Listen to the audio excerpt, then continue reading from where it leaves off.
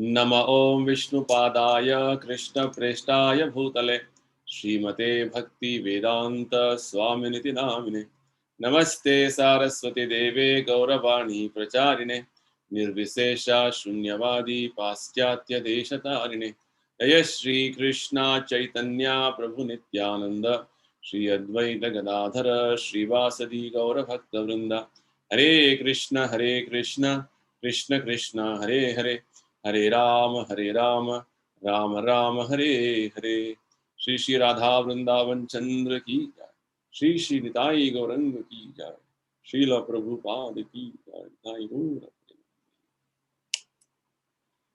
So welcome everyone for this session on the science of self-realization. We are discussing from the book called The Science of Self-Realization. It's a compilation of various teachings of Srila Prabhupada as his essays, which was written in the Back to Godhead magazine, or as conversations which happened from 1966 to 1977, or some letters which Srila Prabhupada has written to some prominent personalities in society. So like this book is going to give us a complete picture of the various teachings of Srila Prabhupada in a very concise way.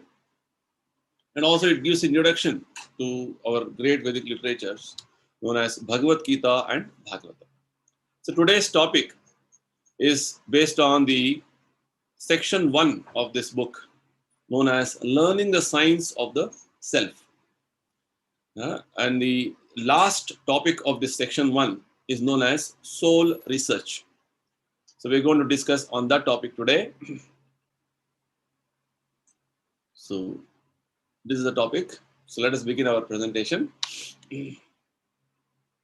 So today's specific topic is a very interesting one, at least especially to the academic, from the academic point of view, that we are always into understanding more about any subject matter. We want to do research. We want to do in-depth analysis of things. So this topic will be this topic is very interesting one called as soul research. And as I told you, this is taken from the book known as Science of Self-Realization. Okay. Our inspiration for this whole presentation is Srila Prabhupada, who is the founder Acharya of ISKCON, the worldwide Hare Krishna movement. So let us begin with an anecdote. In fact, you must be knowing Srila Prabhupada, when he went to America in 1966 in September, he had 1 year of hard struggle with no contact, with no money, with no support from India, either from the government or from his known people or the former organization which Srila Prabhupada was connected earlier, known as Gaudiya Math. Nobody supported him. Rather, he was all alone. He was struggling alone in America to establish an organization to preach and spread the message of Sanatan Dharma. And after 1 year of hard struggle, Srila Prabhupada began in a very humble way an organization known as ISKCON, International Society for Krishna Consciousness, which Srila Prabhupada registered in New York in July 1966. It's almost like 9 months or 10 months after he has gone to America. After this ISKCON was established in New York, Srila Prabhupada started doing kirtans in the parks in New York City. He used to go in the afternoon around 2 o'clock and almost for 2 to 3 hours, he used to continuously do kirtan, Hare Krishna kirtan. And in the parks in those days, 1960s, 70s, there were many young youth were all they were all around in the park, and they happened to hear Prabhupada's kirtan, and they got attracted, and they started participating in the kirtan. And after the kirtan, they used to follow Prabhupada to the place, small room Prabhupada had taken in New York, rented place.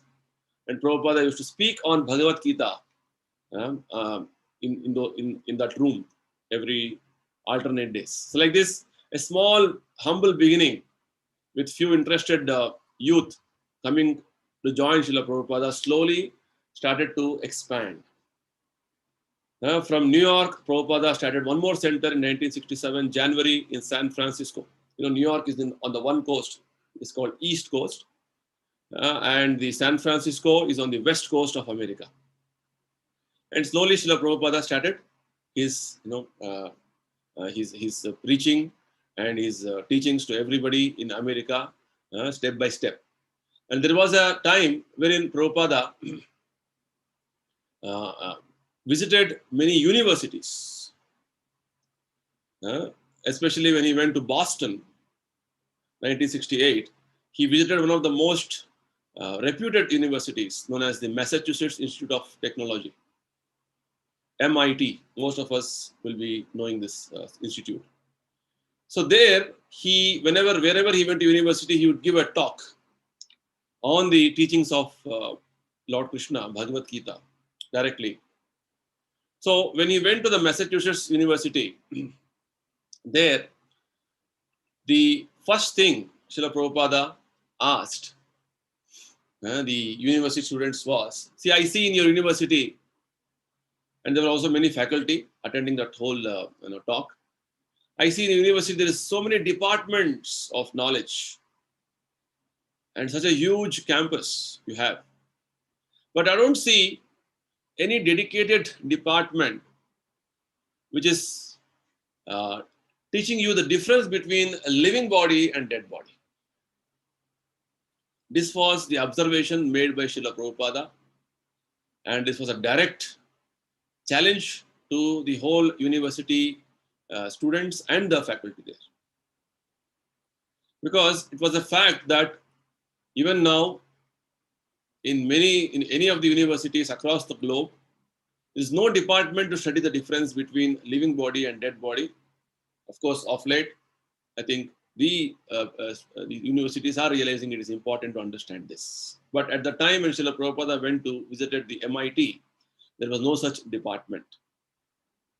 So this is a very important revelation which Prabhupada made to the academic circles, because modern science is very much advanced in mechanical workings of the physical body.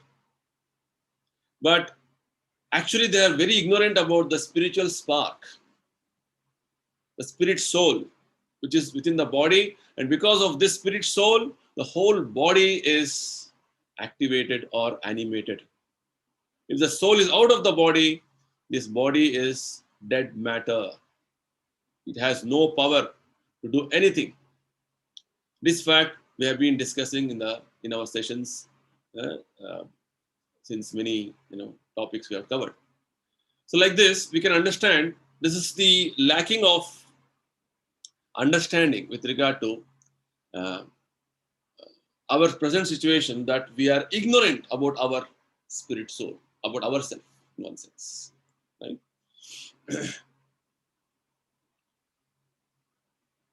Actually, in 1972, a group of doctors, very eminent doctors, and a group of from a group of people from the judicial fraternity, or very prominent people in society, few of them had a panel discussion with regard to an important point known as problems associated with attempts to define the exact moment of death. Because all of us actually go through this phase of leaving this body and finally coming out of this body known as death. We leave this body, right? We have been discussing on this aspect of death. Death means you leave this body and accept one more body. Birth means you have left your old body and you got a new body. So these scientists were analyzing what is death. At the time of death, the activity of your functions of your senses are stopped, There is no response to any stimuli which is presented to you. No, rather the functions, many aspects, many organs stops functioning. Like this, they have started defining what all happens.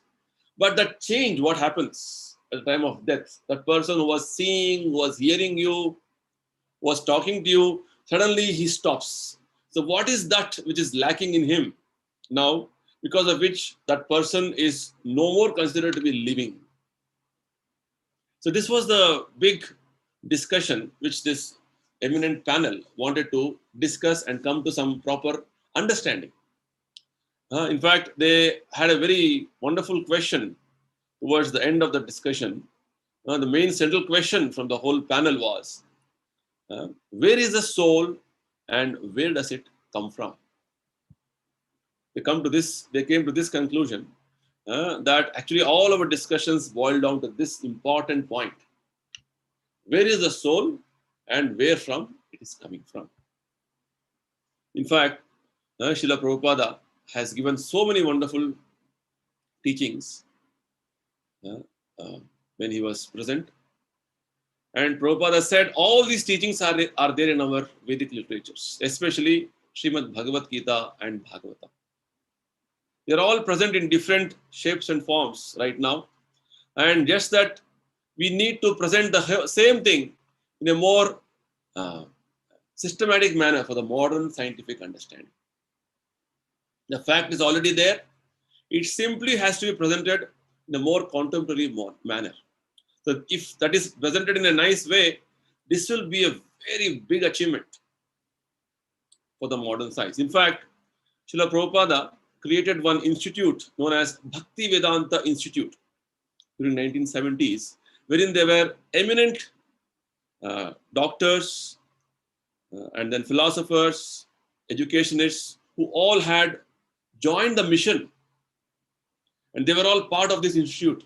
They were meant to get into research of many, many topics, which ordinarily science has no questions. For example, the mystery of this cosmology, how these different planets are situated, how the whole things are working, functioning so systematically. Descriptions are there in Vedic literatures, especially Srimad Bhagavata, one of the wonderful Vedic literature, gives us a detailed description. But the modern science cannot comprehend this aspect, understanding. So the purpose of this Bhaktivedanta Institute was to present the same Vedic truths in their language, in the scientific language, scientific vocabulary. So Srila Prabhupada was very confident that the answers to all the questions which the modern society has with regard to many, many mysteries of life is there in Vedic literature. It just has to be presented in a very contemporary manner, in a very understandable manner, appealing manner to the world. Just like our attempt to have these sessions is to convey this message of the same Vedic understanding there in the Bhagavad Gita and our Vedic books of wisdom in a very, very appealing manner so that we understand the subject matter very nicely.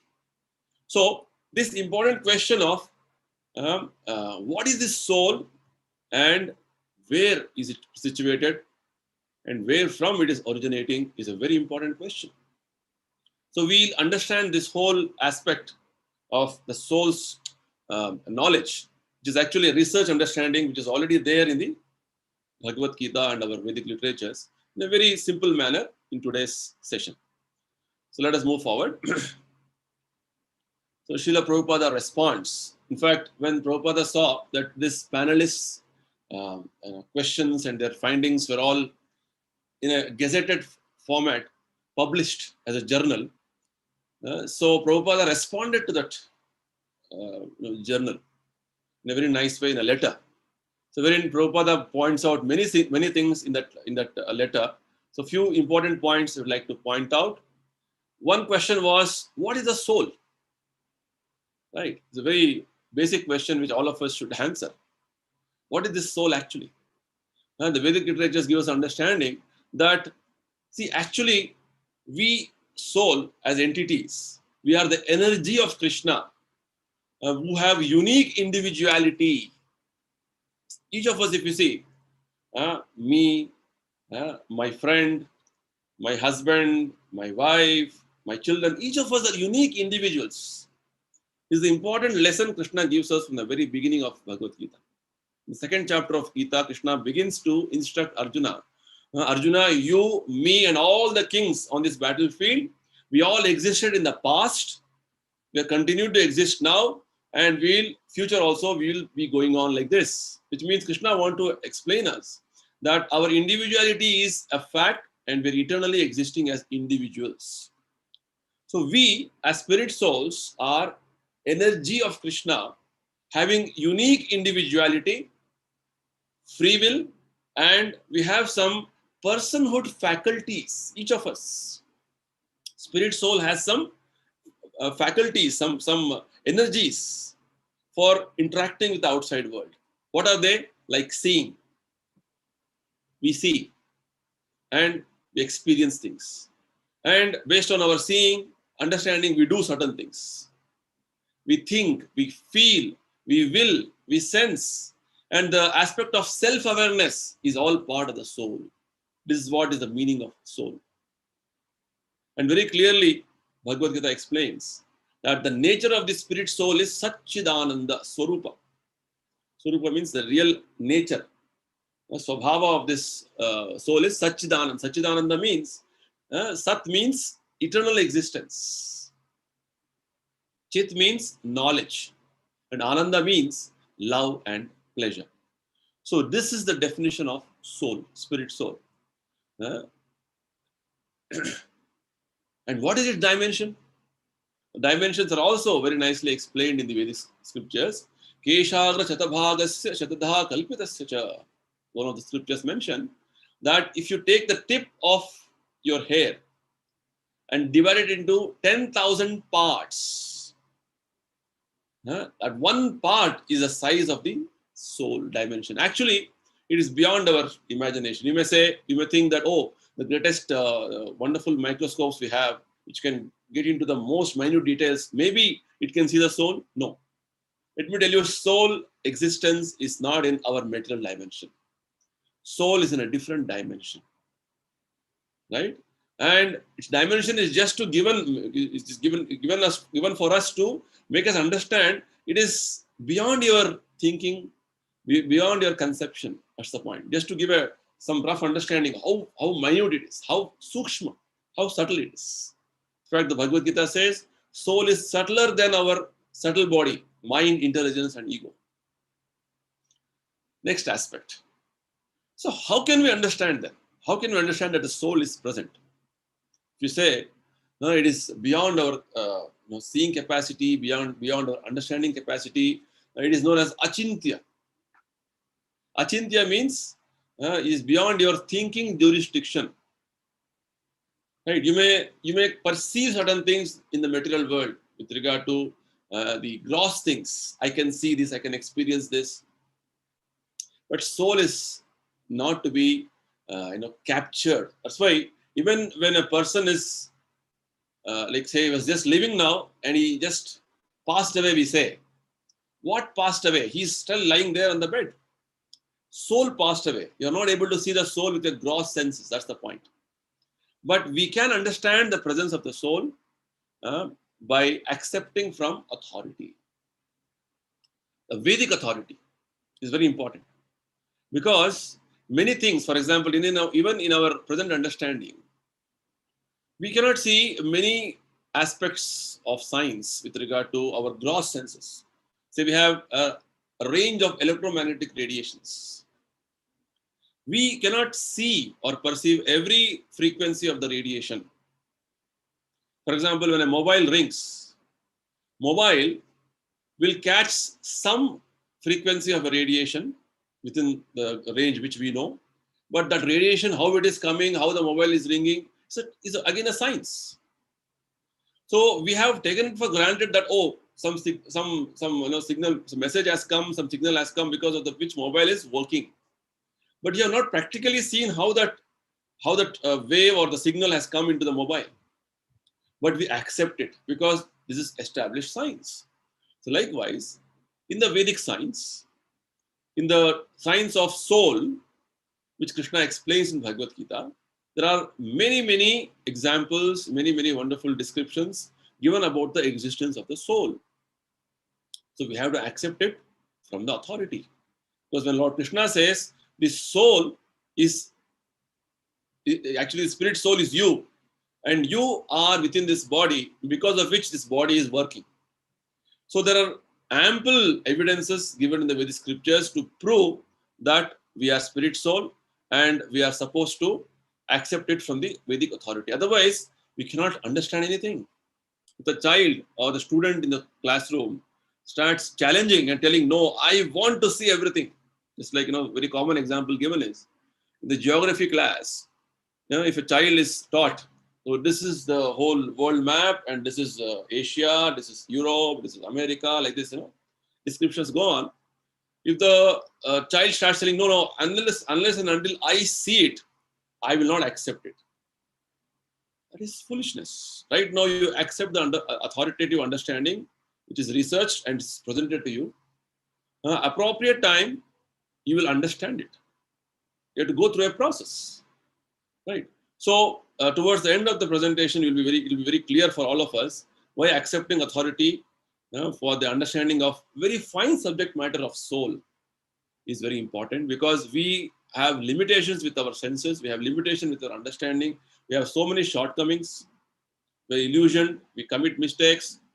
So with all these shortcomings, we cannot expect that our whatever we see, whatever we understand, whatever we perceive is correct.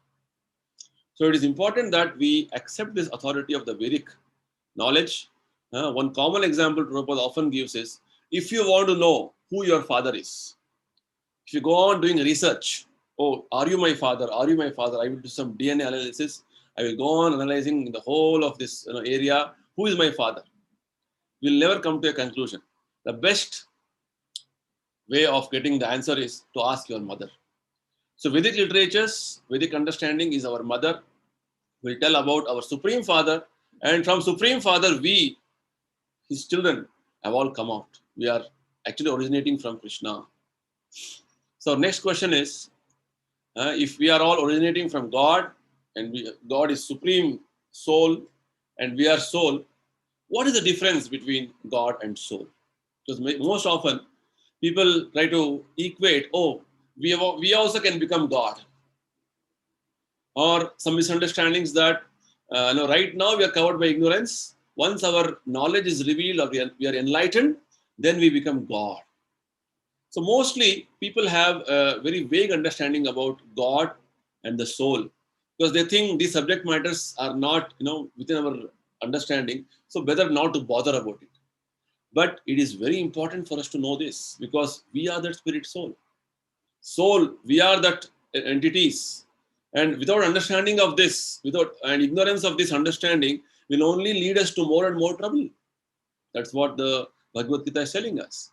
So the major difference between God and soul, in one sense, is that actually speaking, the nature and the quality are same. There's no difference at all. We are known as sample God. If you want to know who is God, analyze about our personality carefully, multiply it unlimited times, that is God. Example is given of a drop of water in the ocean. A drop of water, if you analyze chemically, all the ingredients, all the elements, what you see in the whole water, ocean water, is available in the drop of water. Right? But ocean water, the size of the ocean water is huge, enormous, whereas the drop of water is very minute. So this is the difference, main difference. Whereas qualitatively, nature-wise, we and God are all same, but the main difference is with the quantity. God is a very great soul. We are very minute soul. In Sanskrit, it is called God is Vibhu, and we are Anu. Right? And one more major difference is that God is all pervading. God, as Paramatma, a super soul, is present in everybody's heart, every living entity's heart. And whereas we as spirit soul are localized to our body. We know what is happening in our body.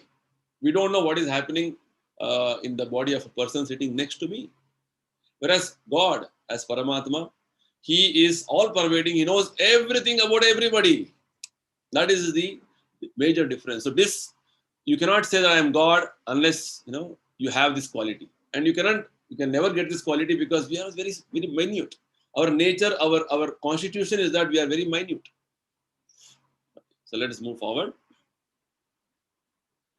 Okay, so if you say we and the God are different like this, and we also have qualitative sameness, where is the soul situated in our body? Very clearly, Bhagavad Gita gives us the understanding what is the location of soul in the body. The nice verse in the Bhagavad Gita, Ishvaraha sarva bhutanam hriddeshe arjuna tishthati brahmayan sarva bhutani yantra rudhani mayaya. This is 18th chapter of Bhagavad Gita, wherein Krishna says, the Supreme Lord is situated in everyone's heart, O Arjuna, and is directing the wanderings of all entities who are seated on the machine made of material energy. So Lord Krishna is in the heart of every person, and the spirit soul is also in that heart, next to the super soul. So both soul and super soul are situated in the heart region. Okay, but not that when you cut open the heart, you don't find soul. As I told you, soul is beyond our material conception of understanding or seeing or perceiving.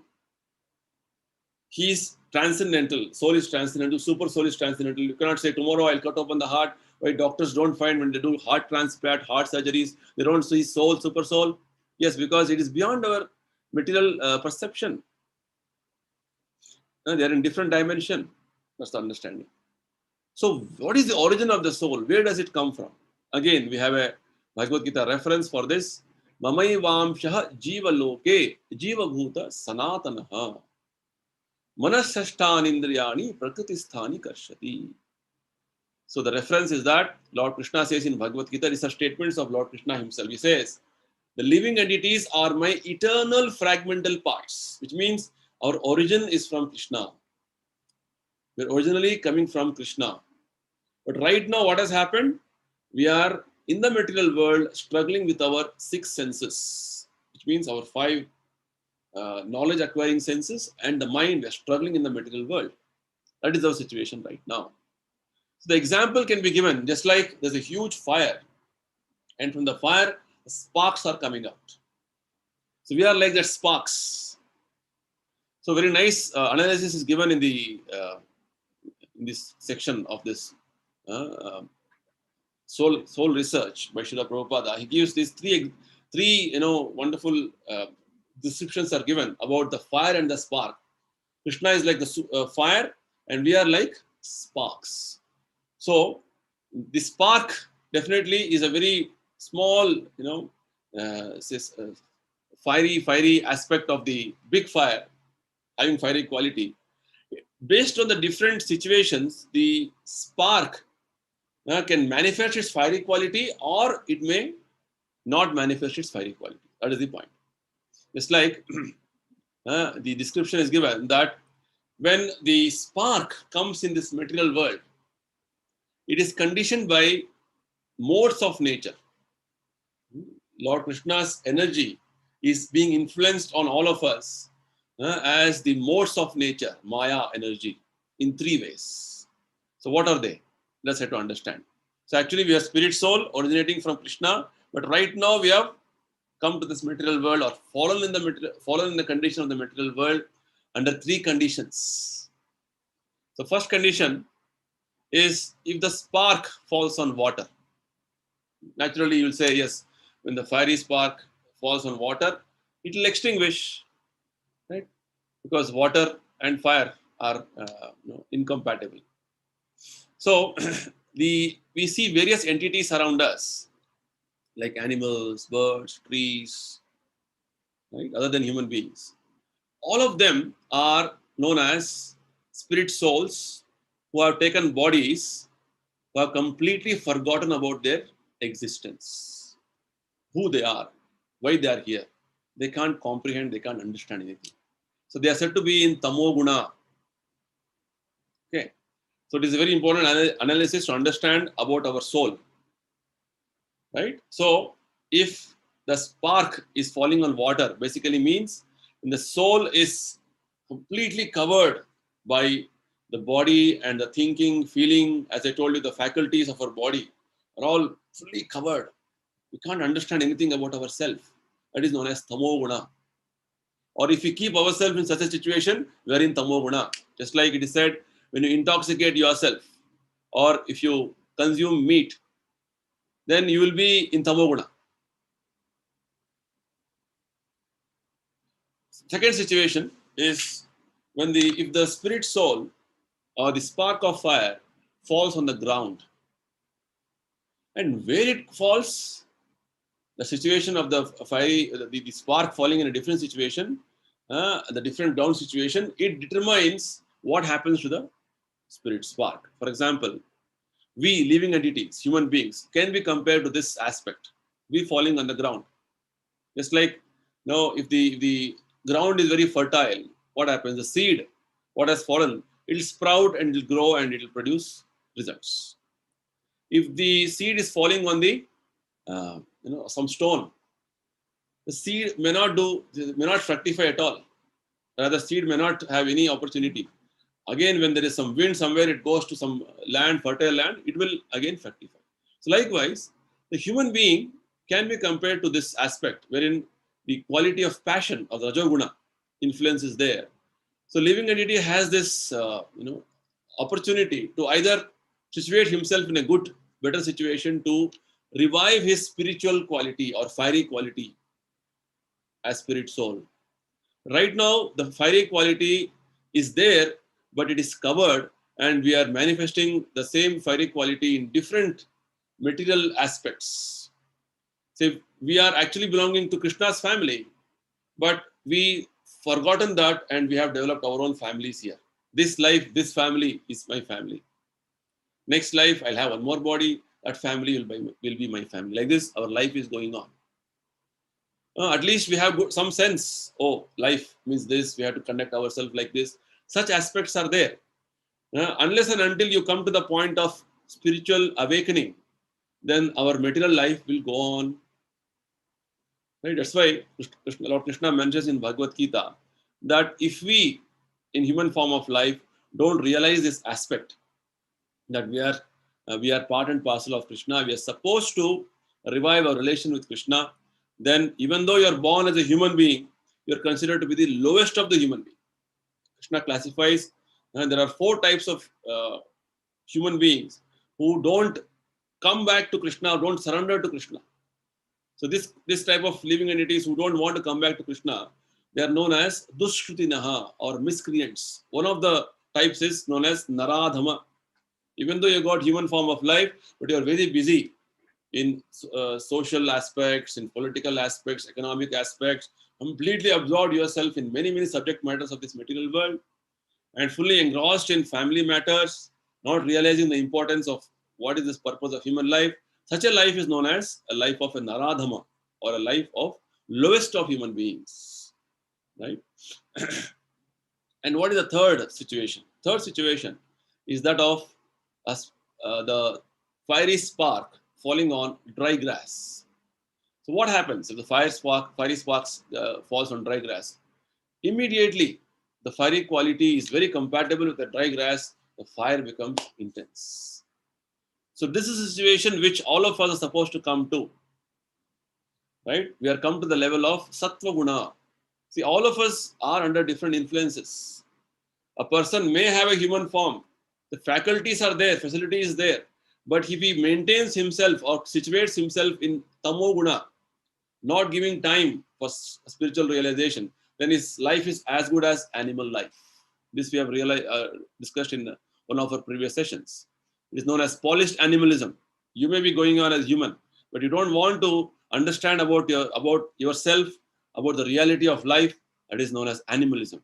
Or you're busy with so many other things, family responsibility, that responsibility, this responsibility. Yes, responsibility is important, but not to the extent of compromising with your actual responsibility as spirit soul. That is suicidal. This we have to avoid, right? So the situation of human being, human life, is to make him come to the level of Sattva Guna at least, goodness. And Lord Krishna's advice is to transcend even Sattva Guna, go beyond Sattva Guna and come to the transcendental level or spiritual level. That is the advice given, because we are spirit soul. We're supposed to be in spiritual level. If we degrade ourselves to some other levels, it is a big demotion, or it is a big, sort of a not a proper situation for the spirit soul. Because of this, we are going on in the cycle of birth and death repeatedly.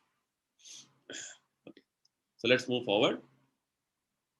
Then, what is this consciousness?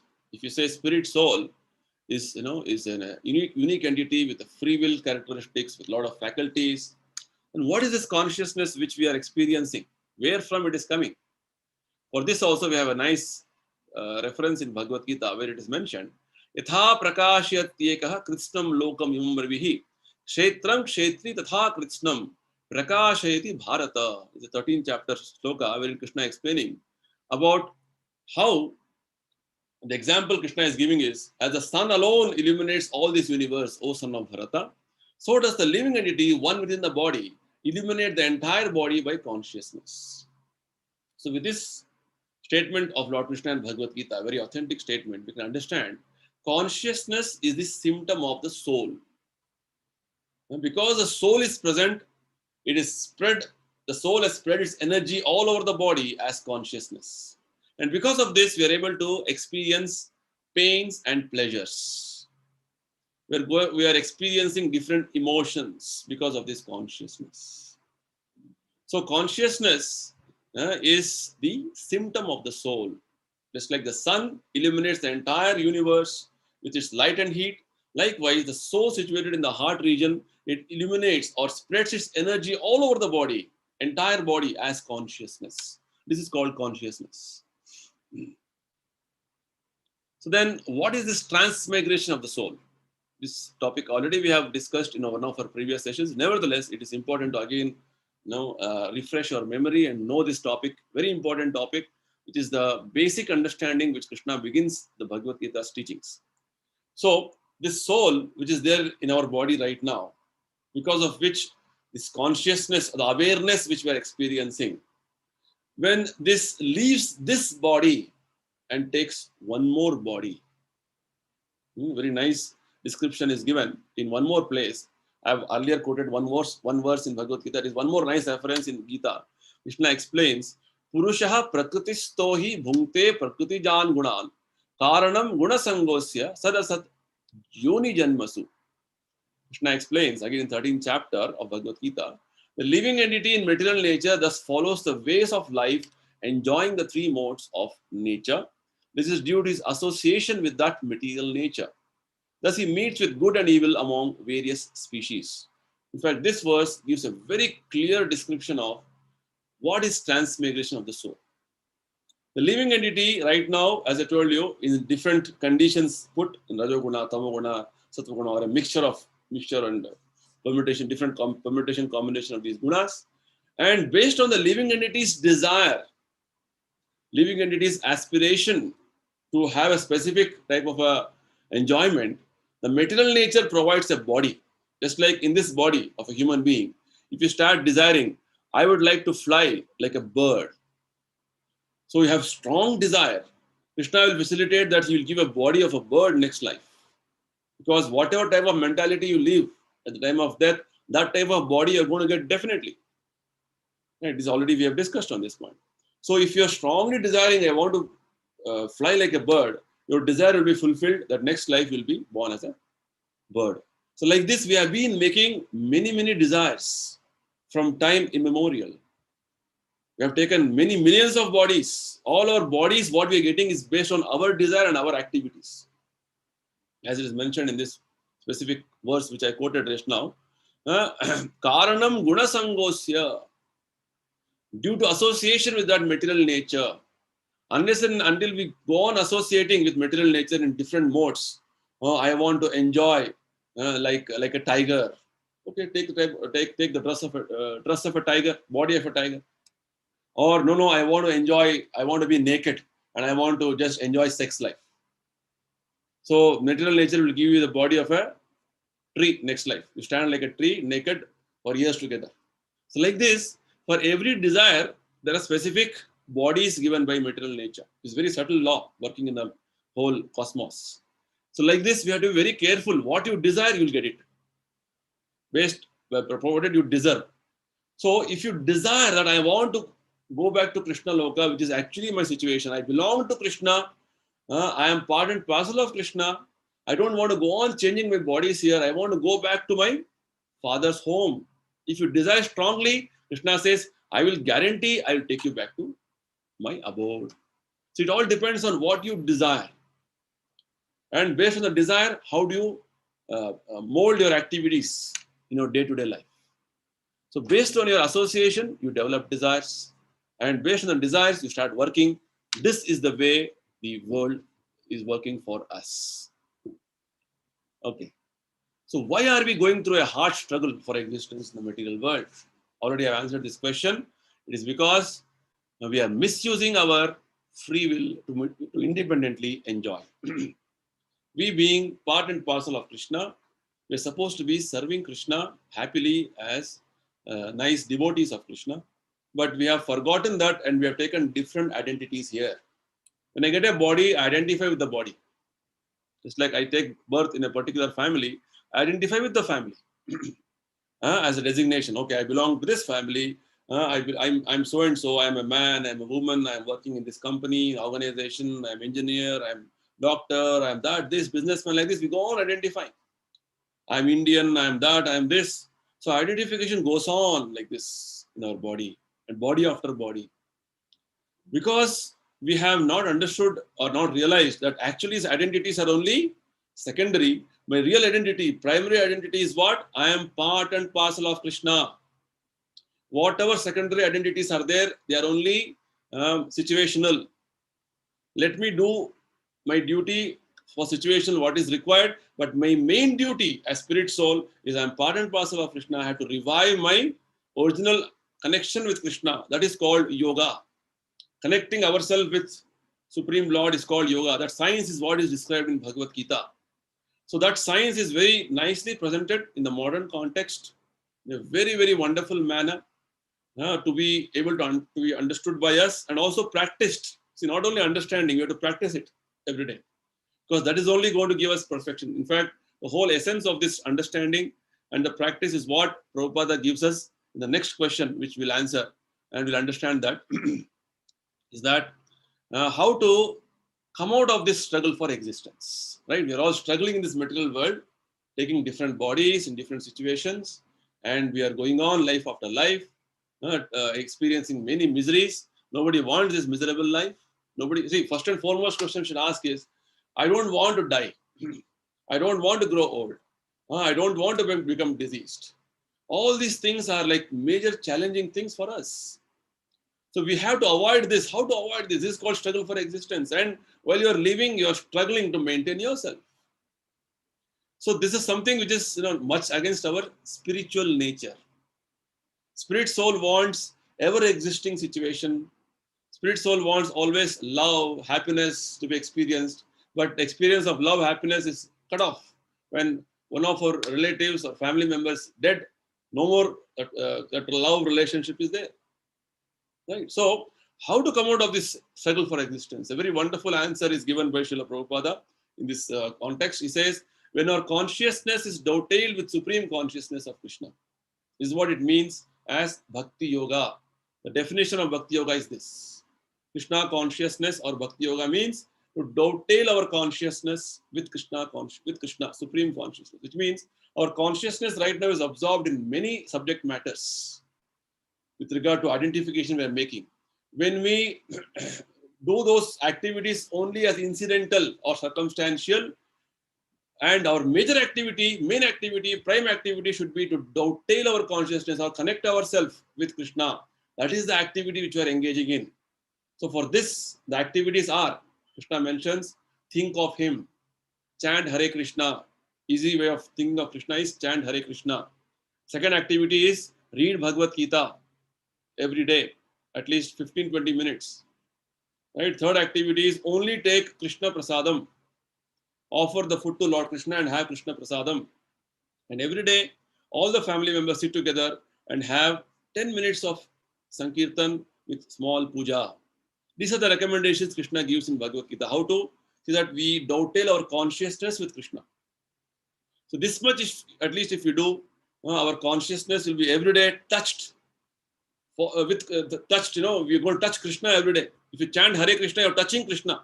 Your consciousness is touching Krishna, Krishna's consciousness.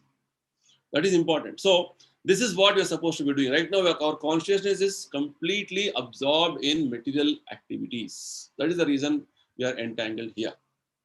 Okay, so we're almost coming towards the end of the presentation. Okay, so we'll take the practical application of this topic we have discussed today about the soul research.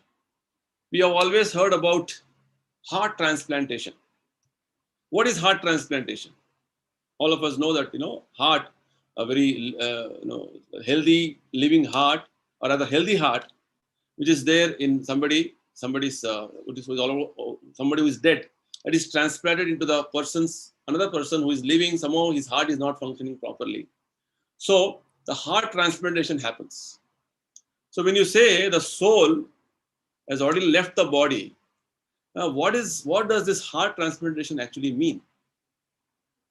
The point here is we have to understand heart, the physical heart, what you see, is only a material organ which we have. It has nothing to do with the spirit soul as such. The heart is only a material organ. If the spirit soul is still there, and if there is a sanction from the will of providence, from Supreme Lord, that even after heart transplantation, a heart which is not functioning in one person's body, some other functioning heart is put there. If the Lord willing, if the soul is there and super soul sanctions, the person leaves. Person continues to live. Right? Even after heart transplantation, if the soul is not there, then the person is declared to be dead. So heart is nothing to do with soul being transferred. No, soul is beyond our limited perception to see and experience. Heart transplantation basically will be successful only if the soul is present in the body. This is one of the important applications we have to understand. Just because the heart surgeons, this person is almost dying, some working or functional heart is transplanted into some other body, which is having problem. That person again is living now. No. Provided the spirit soul in the present body, he has a lifespan, and some arrangement through the doctor is made to have the heart transplantation, he continues to live. Because his life expectancy is so much that Lord wants him to live like that. Then only it will be successful. Heart transplantation will be successful only when the spirit soul's life expectancy is sanctioned by Krishna. Similarly, we have one more classic example of what determines pregnancy as per scriptures. Because we often see, the husband and wife are living together, but they don't have children so far. They've been trying, but no children. So what is this happening with pregnancy? Actually, very nicely, the description of Bhagavatam says that unless and until Lord decides that the mixture or the sperms which the male is injecting into the female, one of the sperms is with the spirit soul. The spirit soul is taking shelter of the sperm that is injected, and Lord wills, then only pregnancy happens.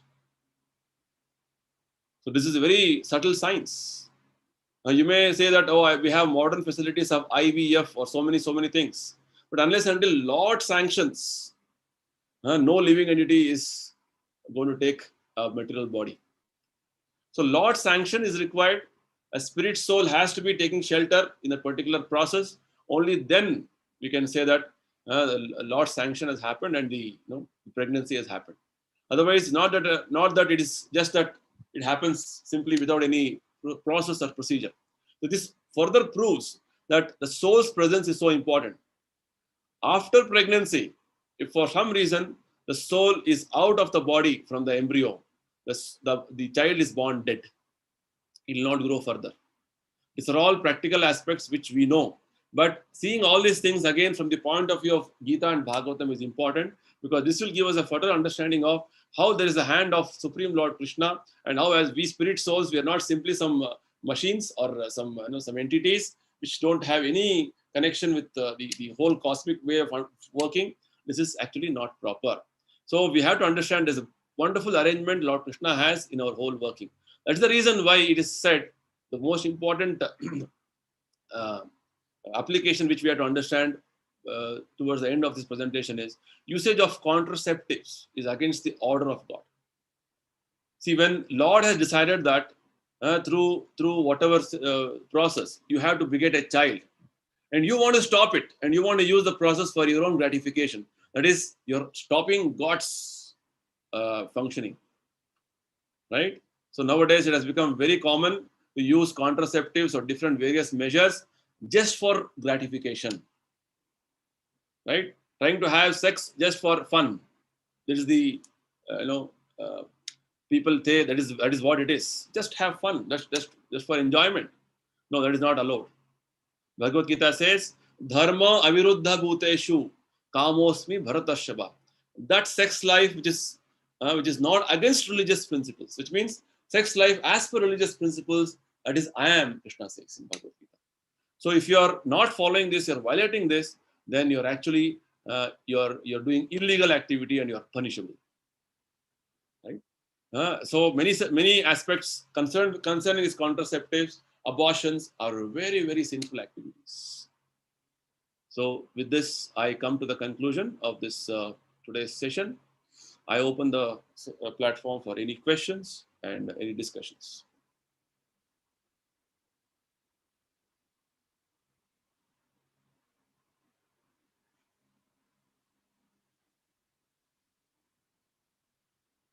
Yes, any questions, any discussions?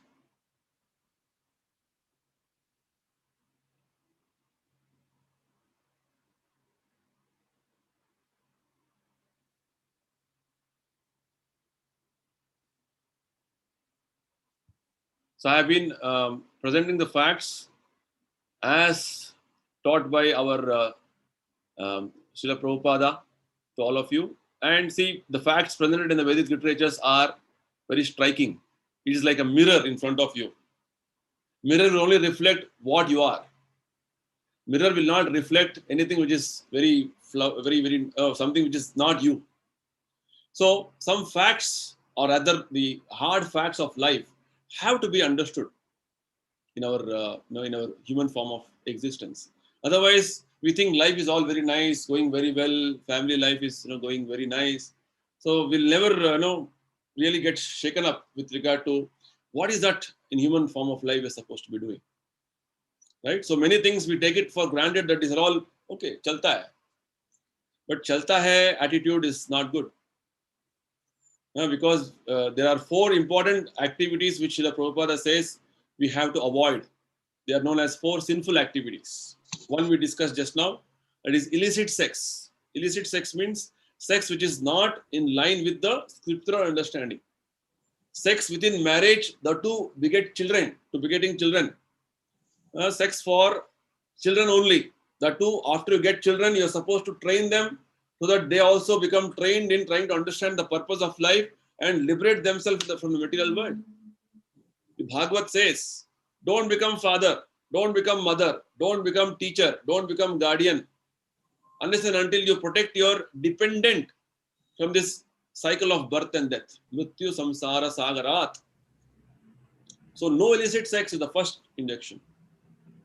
First sinful activity you have to avoid. Next is no meat eating. Meat eating of any sort should be avoided. Eggs, fish, meat. Nowadays, meat has become so part of everybody's life. Because meat eating is directly violating the law of Krishna, because Krishna wants all his children to live happily here.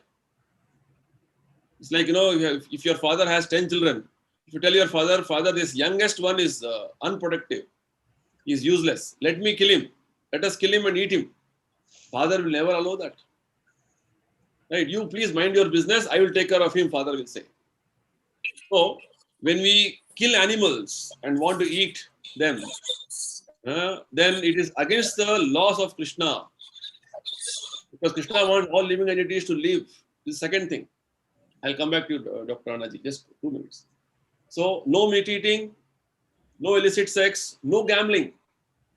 Gambling means speculation. Within a short time, you want to become very rich. Or you want to use your mind for so many aspects of becoming, satisfying your aspect of name, fame, power, position. That is called gambling. And third is intoxication. No intoxication. Intoxicants like coffee, tea, and alcohol, cigarettes, and so many types nowadays. Even the drinks, what you have, so many intoxicants are put in that. Intoxicants will further cover your mind, understanding, and it will not make you to go forward in your spiritual life. It's like it'll bewilder you. Already we are in illusion. It'll put us in more illusion.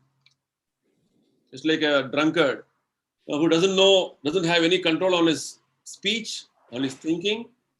He may say, "Oh, I become Prime Minister of India," after he is drunk, intoxicated. Our situation is like that. We become more intoxicated and forget about ourselves. Nunam pramatta kurute vikarma. Bhagavad says, if you become more and more intoxicated like this with other intoxicants, you will only do vikarma. Vikarma means wrong things, bad activities. So we have to avoid these 4 things. Yes, Dr. Ranaji, you can please. Namaste, Prabhuji. Hare Krishna. Yes, Hare Krishna. My question is, how is soul not visible, whereas all aspects of body are visible by medical science? And will further scientific research be able to find the real form of soul? Because we say the soul changes from one body to the next. So will further scientific research help us in finding the real form of soul? Yes, definitely, Dr. Anaji. Our further scientific research should be done as per the Vedic way of doing it. Then you can see. Right now, we are trying to use our instruments or apparatus, or our approach is all materialistic way of approach. Materially, if you approach, the scriptures say, "Atha Shri Krishna Namadi na bhavet grahyam indriyai." Because our senses are all blunt. Blunt means they have limitations with regard to having, we cannot see certain things with our eyes. We cannot hear certain sounds with our ears. So soul is beyond all these material aspects. Soul is, is situated in a super transcendental situation. Soul is present. We can understand the soul, presence of soul by its symptom as consciousness. We are all spirit souls. Because we are conscious, we are spirit souls. Spirit soul is there. But we cannot see grossly. We can right now only perceive the effects of the soul. Yes, definitely, the soul can be realized or seen the way scriptures are telling us to see when you follow the proper standard procedure as given by the authorized system. Otherwise, soul will be always unseen. So one of the descriptions of soul given by Krishna in the Bhagavad Gita is Achintiya. Achintiya means he cannot be perceived by our material thinking, material understanding. See, the way of seeing things in a modern way of approach is everything I want to grab, everything I want to understand, everything I want to see with our limited senses. See, point is, there are many things, as I gave you example of electromagnetic radiations, many radiations, many frequencies you cannot see. You cannot perceive, but you can experience them through some instruments. Or some animals are given some facility to experience those frequencies. So this is an accepted fact. But spirit soul can be experienced, can be seen, can be heard, or our identity is you as a person. You can experience yourself. That is the whole purpose of self-realization. Self-realization means you see yourself. Right now we are in darkness. Bhagavad Gita says we are in darkness. So actually when you go to light, when you go out and stand in front of the sun, you see not only the sun, you also see yourself. So the whole purpose of Bhagavad Gita's teachings, the books of wisdom teaching, is to put yourself in the situation of light, which means you get enlightened, you get spiritually purified. Right now, you are completely contaminated. You can't see who you are, first of all. You are so ignorant that you're thinking, I am this body. You have to come out of this ignorance that I am not this body, I am spirit soul. And work in that platform of spirit soul. And gradually, as you're advancing in your spiritual realization, Lord will reveal. Just like I gave the example last time also. Sun, whatever endeavor you do, will not come out in the night. When on his own accord, he'll rise, then you can see the sun. Like that, you go on endeavoring from your side. I want to sincerely see. Seeing soul means seeing Krishna also. Because we are part and parcel of Krishna. As I gave the example of seeing sun means you see yourself also. Because sun is so bright. So when you see yourself means you see Krishna also, God also. So there's a standard procedure, standard method to be followed. Not our other methods of materialistic way of experimenting and trying to research and do things. Because the scientists who did this, panelists who wanted to do a research, 1972, this research not only in the 1972, much before also many people have done this, and many such research has been happening even now. So the soul, yes, we can see the soul provided we follow the right process, right procedure. In fact, the science of self-realization is meant for giving us this understanding only. Okay, so we have some questions from some participants in the chat. I'll just see the question and answer them. Can we see the soul?